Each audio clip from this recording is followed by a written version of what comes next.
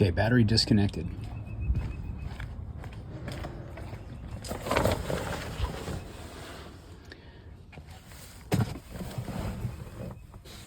Next up, you're going to pull the dashboard apart. And so you do that by getting your fingers up in here and just giving it a really good tug. Or you can use one of these guys to do the prying. So I'm going to do that real quick. And then once I get it popped, I'll show you what that looks like. So I got my fingers back behind here. Just give it a good, crisp little tug, and that'll pop off. There's just a couple of trim tabs that are holding that on. And now you have access to the bolts. So this is a two-handed job, but I'm going to go ahead and pop those bolts right there with a 10mm wrench and come right back. So one of the guys that has a video on how to do this talked about this idea. I think it's really good. You go into your FM sound settings and bounce it across all four corners before you take it apart, to make sure that before you take it apart, all of your speakers are working on all four corners. I thought that was a really good idea. And then of course the other thing is hit the eject button and make sure you don't have any CDs in there. Okay, 4 bolts are out. Pop the unit out. And then you should have a whole slew of connectors on the back. And those are what we're going to connect into our replacement head unit. Okay, so I'm about halfway through these horrifically bad instructions, because what you have to do, if you look at this little diagram here, is you have to match up the ABFEQL to what's coming out the back of your particular head unit. And this is the 2016 to 2023 guide. It has a 2020 to 2023 guide as well. So you just have to kind of figure out which head unit you have and which it matches. Then you have to figure out which of the wiring harnesses and miscellaneous wires they sent you that match. And since I have trust issues, I've been going through and marking each of the wires as I pull them off, because like I identified this was the E wire that they were referring to on the back of this. So I marked it as E, and then I put it into the 28 pin bus that was on the wiring harness. So I still don't have the, like this is where the head unit, new head unit is. I still don't have it all the way out, but I'm just going through very methodically and making sure that every single wire that I pull out gets marked, so that I know if I have to put it all back together again, like if it doesn't work, I at least know that I know where I'm at. Okay, so this is how far I am. I've got everything that I can wire up wired up. These two connectors that have this very unusual, I'm sure somebody's going to know exactly what these are. They were the last two connectors on the radio, on the old head unit. So I just disconnected those and the old head unit came away. Now I'm looking at the instructions for the factory backup camera, because obviously I want that to work too. And it basically says, as shown in the picture above, confirm that the 24 pin port in the picture is well connected. Otherwise the original backup camera will not display the image. And then over here it says, as shown in the picture above, please confirm that the 16 pin port in the picture is well connected, otherwise it won't display. But either way, the main thing I'm looking at is that connector right there, because it says that this connector here is going to become back video in. So I trust that neither of these guys are related to the video, and that this separate pigtail is what I'm going to be plugging in for the backup camera. So we'll see how that goes. Okay, so I have my doubts, but let's see. So I connected the back video here, and I connected the power here. The rest of these are USB ports. So, wow, wow, they really jumble the numbers around. Literally, number 6 is the 4-port USB port here. Number 5 is the 6-port USB port. And then number 4 all the way out here is the, they call it the reversing control cable, but that's where when you go into reverse, it turns the camera on. And then, yeah, number 7 is the external protocol wire. That would be something I'm not gonna use. I do have to plug in the GPS later, so I'll put that in once I know that everything else is working. And then the last thing is the antenna, and so that's this guy is gonna go in there, and then I think we're gonna button it up and see what happens. It looks like the trim fits really well. What I noticed right away is that these ports and where they go for my air conditioning ports, I need to take them out of the old trim unit, and so I'll show you how to do that in a sec.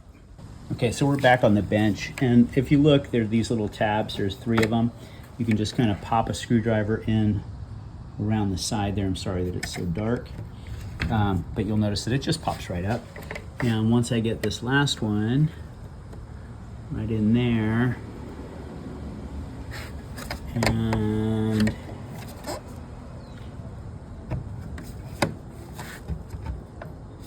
like that, should be able to pop the whole unit. Now there's 2 parts to this. There's the outer part, and then there's the inner bit that you can take care of. So now's a good time to clean your air vents. So this should be kind of self-explanatory, but this is what it looks like once it's installed. I'm gonna try to install it with one hand over here. If I can install it with one hand, you can install it with 2. Let's see. I'm just matching up the little trim tabs here, sliding them in like that, over here, and then just make sure each one goes in. I gotta put the phone down, hang on. Notice those big tabs, and then there's these ones over here that are little. Make sure you get it between the big tabs, otherwise the standoff is too much. It must be for 2 different trim levels in the Tacoma. I'm in a Tacoma, so yeah, I'm in the Tacoma. Okay, so these guys turn, they open and close, they look good. I think that's all perfect. The unit actually looks really modern. It fits in the trim well. I don't have it tightened all the way in because I don't want to, I still have to put the GPS in later if all this works. And I do have to apologize for the the picture quality. It is steamy here today and there's a thunderstorm coming, so you may hear some thunder rumbling, but this is first start.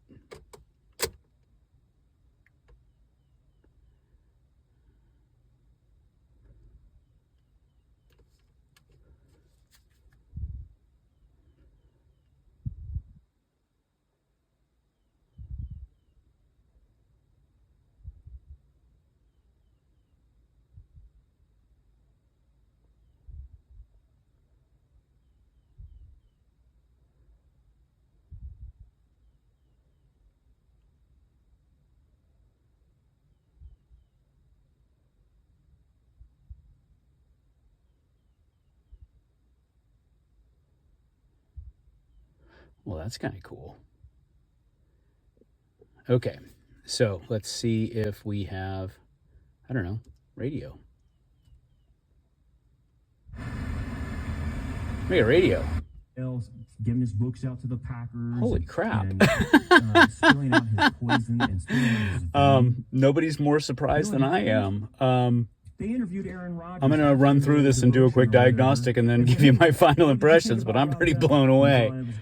Okay, I was very skeptical, and I have to say I'm actually kind of stunned that this is as good as it is so far.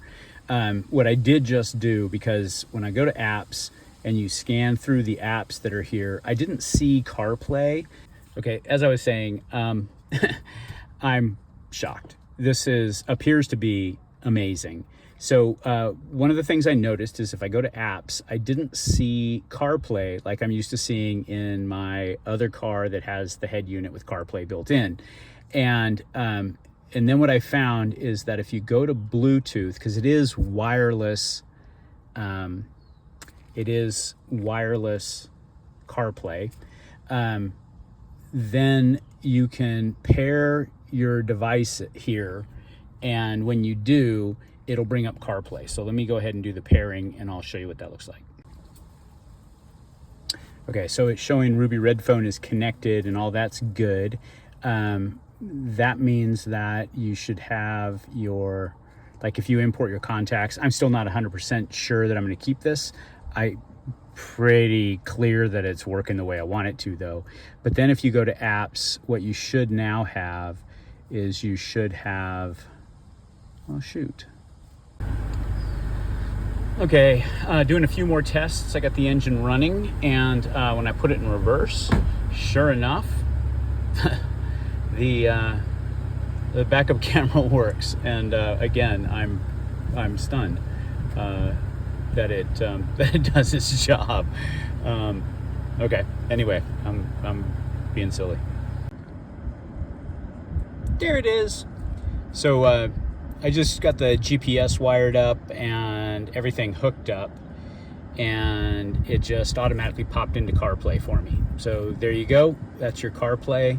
You can see they've got like Waze and language lessons and all that stuff off my iPhone.